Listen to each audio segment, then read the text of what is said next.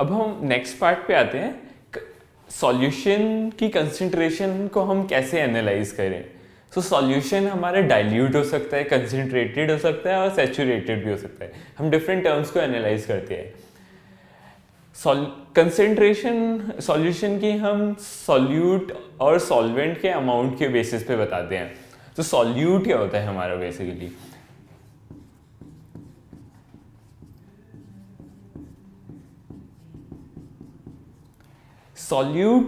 Solution में जो less amount में होता है एंड जो डिजॉल्व करते हैं हम बड़े अमाउंट ऑफ सॉल्वेंट में। तो जनरली हमारा ये होता है, सॉल्यूशन में जो लार्जर अमाउंट में होता है वो सॉल्वेंट होता है एंड जो लेसर अमाउंट में होता है वो सॉल्यूट होता है।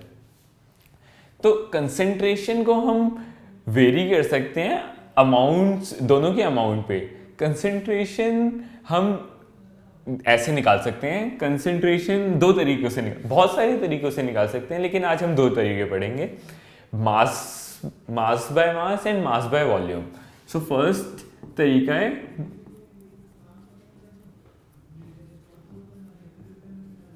मास बाय मास परसेंटेज से।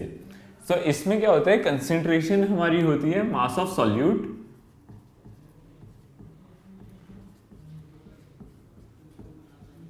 over mass of solvent, mass of solution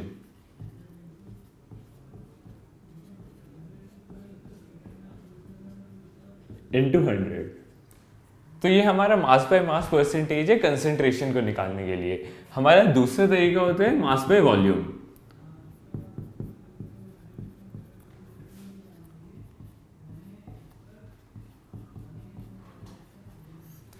इससे हम कंसेंट्रेशन निकालते हैं मास ऑफ सॉल्यूट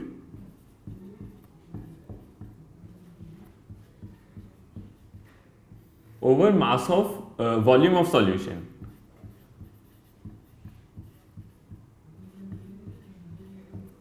इनटू 100। सो ये हमने दो तरीके पढ़े कंसेंट्रेशन निकालने के लिए। अब हम बात करते हैं सैचुरेटेड सॉल्यूशन क्या होता है। सैचुरेटेड सॉल्यूशन हमारा तब बनता है जब हम उस सॉल्यूशन में और सॉल्यूट को डिसॉल्व नहीं कर पाते। सो एक किसी भी सॉल्यूशन की कैपेसिटी होती है कि हम उसमें कितना सॉल्यूट डिसॉल्व कर सकते हैं। जो मैक्सिमम लिमिट होती है, अगर हम वो रीच कर जाते हैं तो हमारे पास सैचुरेटेड सॉल्यूशन आ जाता है। अगर हम सैचुरेटेड सॉल्यूशन में और सॉल्यूट डिसॉल्व करना चाहें तो वो डिसॉल्व नहीं होता। तो हमारे पास सैचुरेटेड सॉल्यूशन में जितना सॉल्यूट होता है उसको हम कहते हैं सॉल्युबिलिटी ऑफ दैट सॉल्यूट। तो हमने सॉल्युबिलिटी निकालने के लिए बस हम चेक करते हैं कि हमारे पास हम उस सॉल्यूशन में कितना सॉल्यूट डिसॉल्व कर सकते हैं। अब हम बात करते हैं एक और टाइप ऑफ मिक्सचर की,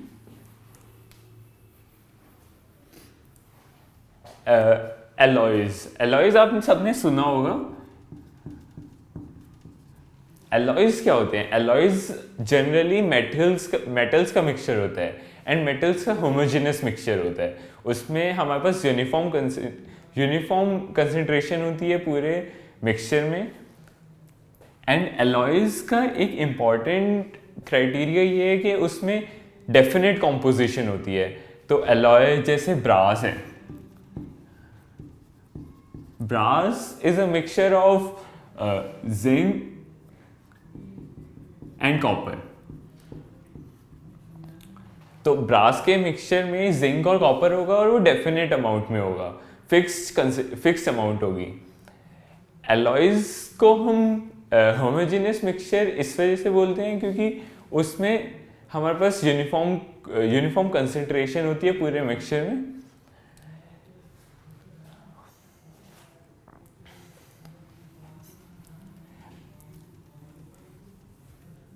अब हम कॉलॉइडल सॉल्यूशन के बारे में कुछ पढ़ते हैं।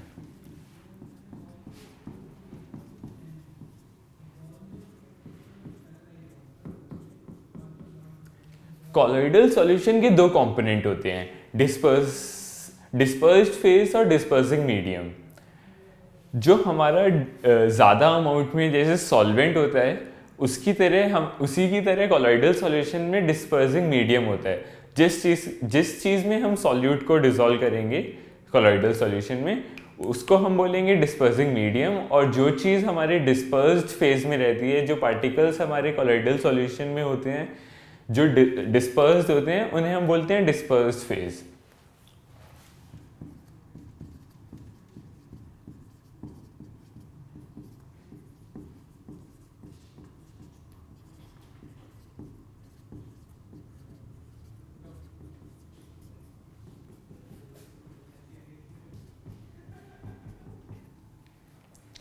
हम कोलॉइडल सॉल्यूशंस को डिफरेंट क्लासेस में डिफरेंशिएट कर पाते हैं इन दोनों के बेसिस पे। डिस्पर्स फेज क्या है, डिस्पर्सिंग मीडियम क्या है।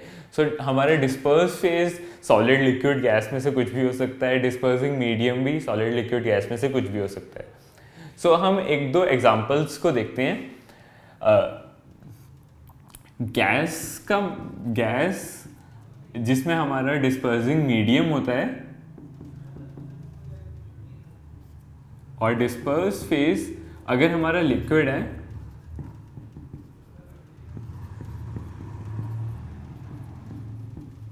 इनको हम बोलते हैं एरोसोल।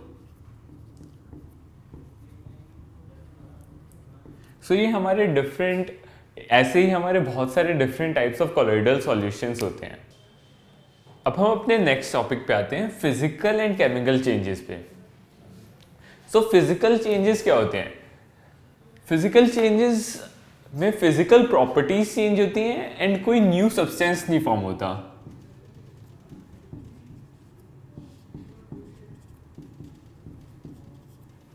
एंड केमिकल चेंजेस में केमिकल रिएक्शन होता है जिससे केमिकल चेंजेस होते हैं एंड न्यू सब्सटेंस फॉर्म होता है।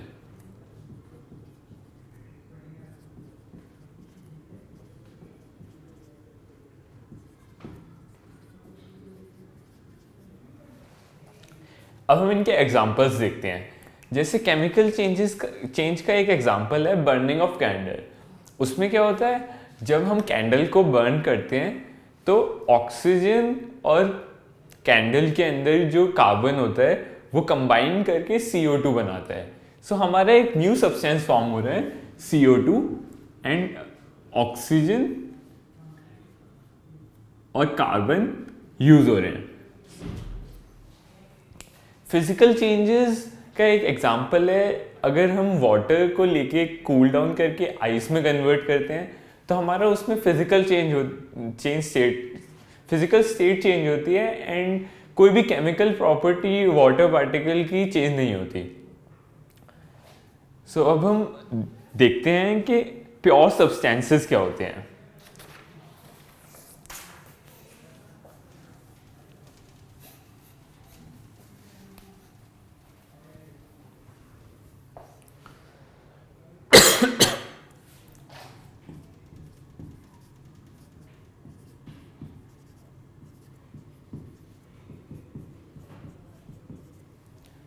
प्योर सब्सटेंसेस और मिक्सचर्स में एक जो इम्पॉर्टेंट डिफरेंशिएटिंग फैक्टर होता है कि प्योर सब्सटेंसेस में हमारे सारे के सारे पार्टिकल सेम केमिकल नेचर के होते हैं।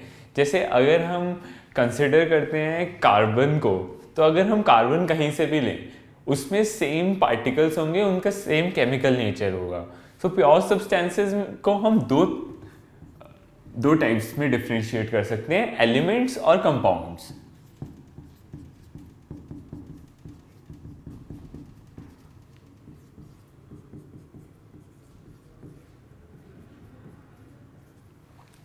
एलिमेंट्स जनरली हमारे एग्जाम्पल ऑक्सीजन, कार्बन, नाइट्रोजन ये सब होते हैं। तो हम एलिमेंट्स को और छोटे पार्टिकल्स में ब्रेक डाउन नहीं कर सकते। जैसे हम ऑक्सीजन पार्टिकल को और किसी भी छोटे कॉन्स्टिट्यूएंट पार्टिकल में ब्रेक डाउन नहीं कर सकते।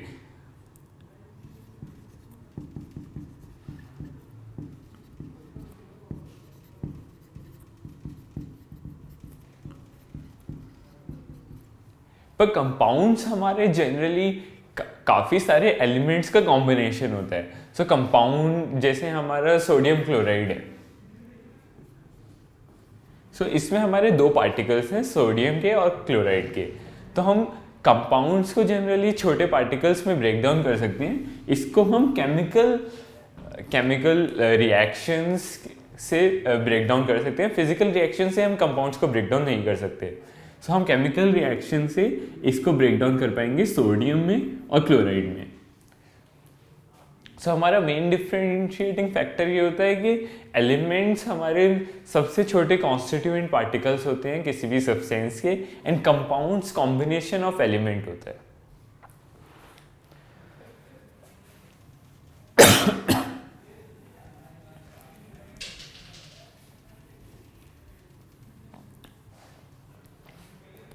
अब हम डिफरेंशिएट करेंगे मिक्सचर और कंपाउंड में।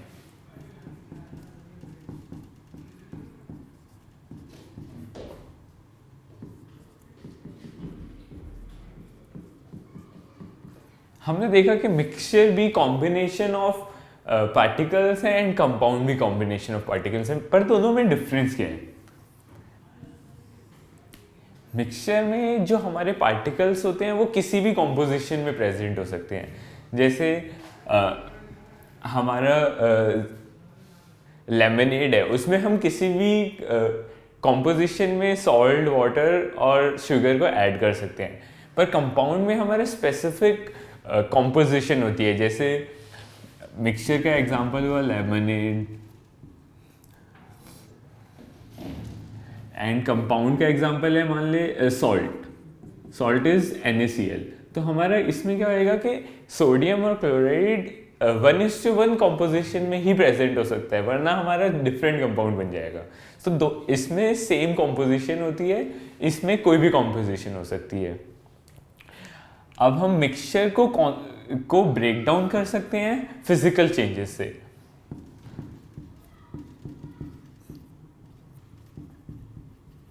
फिजिकल टेक्निक से बेसिकली, एंड कंपाउंड्स को हम केमिकल टेक्निक से ही ब्रेक डाउन कर सकते हैं। जैसे हमने देखा कि मिक्सचर में अगर हमारे पास सॉल्ट सी वाटर है तो हम उसमें फिजिकल टेक्निक जैसे इवेपोरेशन से हम उसको सेपरेट आउट कर सकते हैं सॉल्ट और वाटर में। पर कंपाउंड्स को हम फिजिकल टेक्निक से सेपरेट आउट नहीं कर सकते, उन्हें हम केमिकल रिएक्शन से ही सेपरेट आउट कर सकते हैं।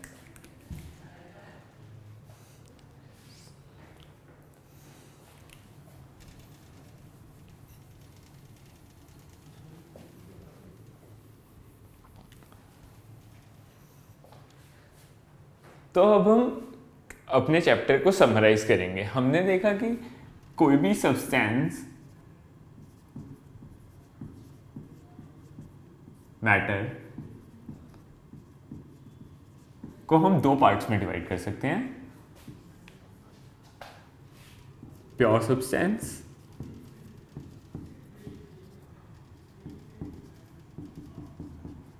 और मिक्सचर। मिक्सचर को हम होमोजेनस और हेट्रोजेनस मिक्सचर्स में सेपरेट कर सकते हैं।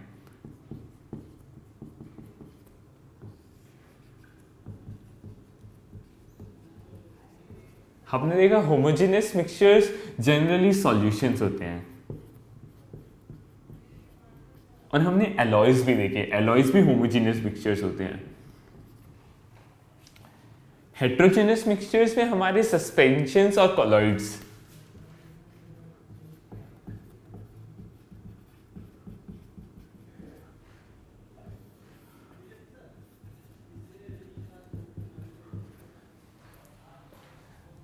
फिर हमने देखा कि प्योर सब्सटेंसेस को हम दो पार्ट्स में डिवाइड कर सकते हैं, एलिमेंट्स और कंपाउंड्स।